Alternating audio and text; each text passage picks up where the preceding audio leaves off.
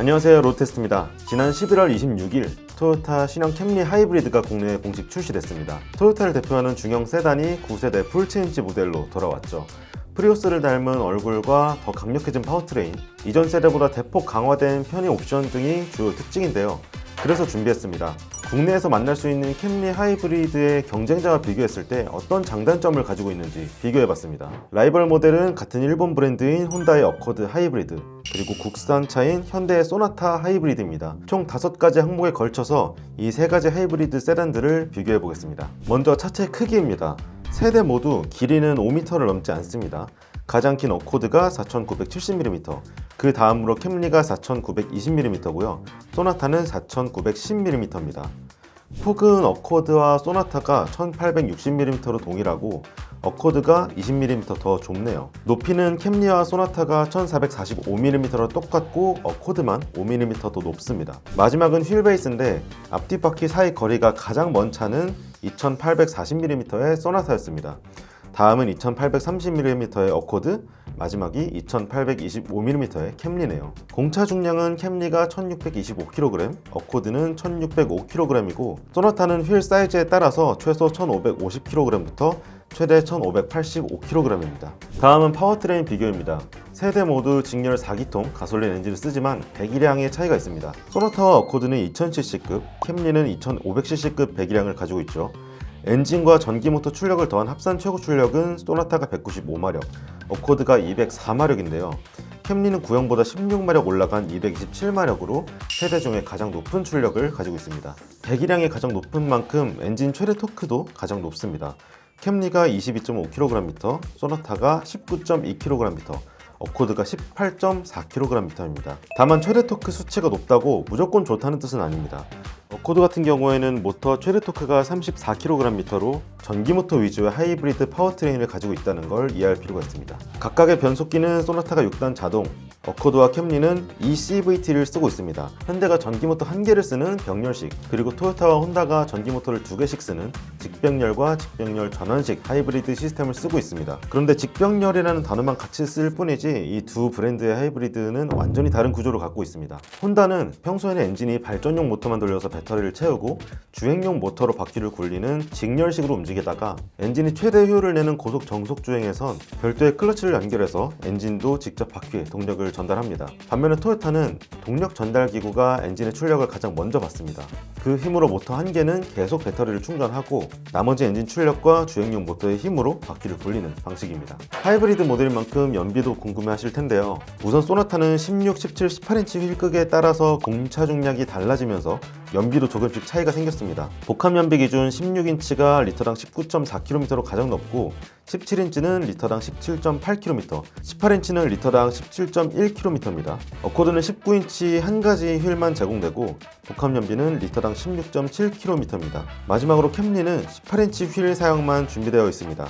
복합 연비는 소나타 18인치 사용과 같은 리터당 17.1km입니다. 한 가지 독특한 점은 대체로 도심 연비가 고속도로 연비보다 높은데 소나타 18인치 사양만 도심 연비보다 고속도로 연비를 더 높게 인증받았습니다. 세 번째 비교 항목은 가격 및 편의 옵션입니다. 트림별 가격부터 설명드리면 소나타는 3가지 트림으로 나뉘는데요. 프리미엄이 3,240만원, 익스클루시브가 3,595만원, 인스퍼레이션이 3,931만원입니다. 인스퍼레이션에 추가할 수 있는 옵션을 모두 더하면 4,199만원입니다. 어코드는 단일 트림입니다. 5,340만원이고요. 캠리는 XLE와 XLE 프리미엄 2가지 트림으로 출시됐습니다. 기본 모델인 XLE가 4,800만원, XLE 프리미엄이 5,360만원입니다. 이제 각 모델에 들어있는 편의 장비를 비교해 볼 텐데요. 우리나라 소비자들이 중요하게 생각하는 옵션 중에서도 모델별로 차이가 있는 기능 위주로 소개해 드리겠습니다. 일단 열선 시트와 통풍 시트. 소나타는 최하위 트림엔 1열 열선만, 중간 트림엔 1열에만 열선과 통풍을, 그리고 최상위 트림엔 2열 열선까지 넣어줍니다. 다만 최하위 트림에서도 컴포트 1, 2 옵션을 추가하면 이 모든 옵션을 전부 포함시킬 수 있습니다. 어코드는 단일 트림인 만큼 1, 2열 열선과 1열 통풍이 기본이고요. 캠리는 하위 트림에 1열 열선과 통풍, 그리고 상위 트림에 2열 열선까지 지원합니다. 시트의 전동 조절 폭이 가장 넓은 건 신형 캠리입니다. 각각의 풀옵션 사양으로 비교했을 때 소나타와 어코드는 운전석 8방향, 동승석 4방향이라면 캠리는 운전석과 동반석 모두 8방향을 지원합니다. 심지어 엑셀이 프리미엄은 2열 시트 등받이 각도까지 전동식으로 조절할 수 있고 추가로 유일하게 전동 틸트와 텔레스코픽 스티어링 휠 기능도 가지고 있습니다. 다음은 내비게이션입니다. 세 가지 모델 모두 중앙 디스플레이 크기는 12.3인치고요. 소나타는 중간 트림부터 내비게이션이 기본으로 들어가고 최하위 트림에서도 옵션으로 추가할 수 있습니다. 어코드에는 순정 내비게이션이 들어가지 않고요. 신형 캠리는 모든 트림에 내비가 들어있습니다. 순정 내비게이션이 있어도 스마트폰을 연결해서 쓰시는 분들이 많죠. 소나타와 어코드는 애플 카플레이와 안드로이드 오토를 모두 무선으로 연결할 수 있습니다. 반면 캠리는 애플 카플레이만 무선으로 지원하고 안드로이드 오토는 여전히 유선으로 연결해야 합니다. 다음은 2열 편의사양 비교입니다. 소나타와 어코드에는 듀얼 존 풀 오토 에어컨이 들어갑니다. 1열 좌우 온도를 독립적으로 제어할 수 있는 기능이죠. 그리고 뒷좌석에는 송풍구만 별도로 준비되어 있습니다. 캠리의 기본 트림도 이 구성과 동일한데 상위 트림의 경우에는 뒷좌석 온도도 개별적으로 조절할 수 있는 3존 시스템이 들어갑니다. 암레스트 위에 있는 별도의 컨트롤 패널을 통해서 이 온도를 설정할 수 있습니다. 다음으로 설명드릴 부분은 어코드에게는 약점인 부분인데 2열 창문과 뒷유리를 가려주는 커튼입니다. 소나타는 최상위 트림을 고르거나 컴포트2 패키지를 고르면 이 모든 기능이 들어가고 캠리는 뒷유리 커튼이 전 트림 기본, 창문 커튼은 상위 트림에만 들어갑니다. 어코드에서는 이 두 가지 옵션을 만나보실 수가 없습니다. 다음은 썬루프. 소나타는 중간 트림부터 파노라마 썬루프를 119만원에 별도로 추가할 수 있습니다. 어코드에는 기본 썬루프가 들어가고요. 캠리는 하위 트림에 기본 썬루프가, 상위 트림에는 파노라마 썬루프가 적용됩니다. 이 세 가지 모델 각각에만 들어간 옵션도 소개해드리겠습니다. 먼저 소나타는 중간 트림부터 전동식 트렁크가 들어가고요. 어코드에는 스피커로 외부 소음의 반대 주파수를 쏴서 실내 정숙성을 높여주는 액티브 노이즈 캔슬링 기능이 들어갑니다. 캠리의 상위 트림에는 디지털 리어 뷰 미러가 들어갔습니다. 이건 트렁크 쪽 카메라로 비춘 화면을 룸미러에 띄워주는 기능이죠. 보통 후방 시야 확보가 어려운 SUV나 미니밴에 들어가는 기능인데 상당히 의외의 옵션입니다. 그 외에 최상위 트림들 기준으로 봤을 때 공통적으로 가지고 있는 옵션은 스티어링 휠 열선과 헤드업 디스플레이, USB-C 타입 단자 앞뒤 2개씩, 또 스마트폰 무선 충전 기능 등이 있습니다. 네 번째 항목은 자동차세 및 보증기간 비교입니다. 먼저 자동차세는 배기량에 따라 달라지는 만큼 소나타와 어코드가 비슷하고 캠리가 약간 더 높습니다. 2000cc급인 소나타와 어코드는 약 52만원의 연간 자동차세가 발생하고요. 캠리는 2500cc급이기 때문에 연간 64만 6천원 정도의 자동차세가 듭니다. 보증기간은 브랜드에 따라서 세부 항목이 다른데요. 먼저 현대 소나타는 차체 및 일반 보증이 3년 또는 6만 km, 엔진 및 동력 전달 장치는 5년 또는 10만 km고요. 하이브리드 전용 부품은 10년 또는 20만 km로 보증기간을 책정해놨습니다. 다음으로 혼다 어코드는 일반 보증이 3년 또는 10만 km, 부품 보증이 1년 또는 2만 km고요.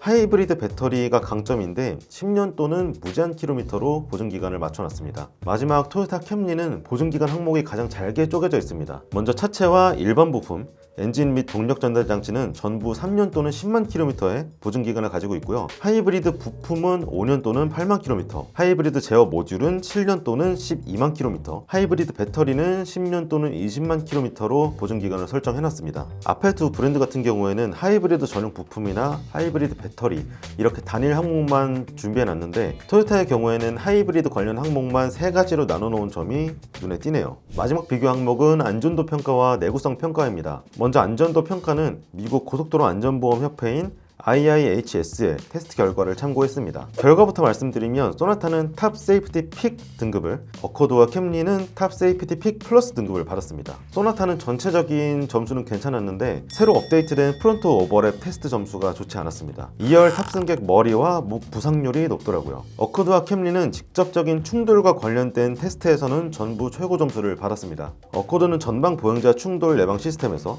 캠리는 헤드램프 성능 파트에서 두 번째 등급인 어셉터블을 받은 정도입니다. 특히 캠리는 구형 모델이 탑 세이프티 픽 등급에 그쳤었는데 신형으로 바뀌면서 최고 등급을 받게 됐습니다. 내구성 평가는 사실 오랜 기간을 두고 체크해야 되는 만큼 저희가 당장 이 제품의 내구성이 어떻다라고 말씀드리긴 어려운데요. 그래서 국내 리서치 기관인 컨슈머 인사이트가 조사한 2024년 연례 자동차 기획조사 결과를 참고했습니다. 기획조사 내용 중에는 품질 평가라는 항목이 있는데요. 새 차 구입 1년 이내에 평가하는 초기 품질과 구입 후 3년이 경과한 시점에서 평가하는 내구 품질로 나뉩니다. 올해에는 이 두 가지 항목에서 토요타가 전부 1위를 차지했습니다. 2위는 전부 렉서스였고요. 3위는 초기 품질에선 제네시스가, 내구 품질에선 볼보가 차지했네요. 현대차는 초기 품질 5위, 내구 품질 7위에 올랐고, 혼다는 두 가지 모두 산업 평균 점수보다 낮았기 때문에 구체적인 순위가 공개되진 않았습니다. 컨슈머 인사이트의 리포트를 찾아본 김에 AS 만족도와 판매 서비스 만족도도 한번 살펴봤습니다. AS 만족도 1위는 볼보였고 2위가 토요타, 3위가 렉서스, 4위가 혼다였습니다. 현대차는 저 멀리 12위에 자리했고요. 판매 서비스 만족도도 토요타가 1위에 올랐네요. 현대차는 5위였고 혼다는 여기서도 산업 평균치보다 낮았습니다. 그 밖에도 상품성 만족도와 비용 대비 가치 평가에서도 토요타는 전부 3위 안에 들어갔고, 현대차나 혼다는 평가 항목에 따라서 순위 변동이 컸습니다. 이런 걸 보면 토요타나 렉서스는 고장이 안 나서 차를 못 바꾼다는 말이 괜히 생겨난 게 아닌 것 같습니다. 신형 캠리에 대한 신뢰도도 충분히 기대해 볼 수 있는 부분이고요. 네, 이렇게 국내에서 만나볼 수 있는 하이브리드 중형 세단 3종을 비교해 봤습니다. 각각의 장점을 추려보면요, 일단 소나타는 국산 브랜드답게 가격 면에서 메리트가 높았습니다. 풀옵션으로 구성해도 캠리보단 최소 600만원 저렴하고요, 어코드보단 1,100만원 이상 쌉니다. 또 트림과 옵션 패키지를 세분화해서 딱 필요한 것만 골라서 구입할 수 있다는 것도 장점이 되겠습니다. 소나타가 지난 11월 달에 6,658대, 택시를 빼도 4,319대가 팔려서 국산 세단 판매량 1위에 올랐는데, 확실히 우리나라 소비자의 취향을 잘 노린 모델이라는 생각이 듭니다. 어코드는 단순히 스펙만 놓고 비교했을 때 확 눈에 띄는 요소는 많지 않습니다. 그런데 제 생각에 어코드의 최대 장점은 주행 느낌입니다. 구형보다 서스펜션을 약간 부드럽게 바꿔서 승차감도 좋아졌고요. 하이브리드 시스템 로직을 다시 짜서 가속하는 과정이 자연스러워졌습니다. 신형 캠리는 아직 타보지 못했지만 개인적으로 핸들링 느낌도 어코드가 가장 좋았고요. 추가로 하이브리드 배터리 보증 조건 중에 주행거리가 유일하게 무제한인 점도 눈에 띕니다. 마지막으로 캠리는 구형보다 확실하게 개선된 상품성이 인상적이었습니다. 구형 캠리는 국내 소비자들이 선호하는 옵션이 많이 빠져 있었거든요. 그래서 분명히 어코드보다는 가격이 저렴해도 선뜻 고르기에는 고민이 됐었습니다. 이제는 가격이 비슷한 수준으로 올라오긴 했지만 부족한 점을 보완하는 수준 이상으로 옵션을 충분히 채워서 출시가 됐습니다. 특히 뒷좌석 전동 리클라이닝이나 암레스트 컨트롤 패널은 렉서스에나 들어갈 법한 옵션인데, 국내 토요타 라인업 중에서 판매량 2위를 달리고 있는 캠리의 성적을 다시 한번 올려줄 수 있을지 지켜봐야 될 것 같습니다. 오늘 저희가 준비한 내용은 여기까지입니다. 여러분들께 유익한 정보가 되었길 바라고, 저희가 조만간 신형 캠리 하이브리드 시승기도 촬영할 예정입니다. 그 영상에도 또 많은 관심 부탁드리겠습니다. 감사합니다.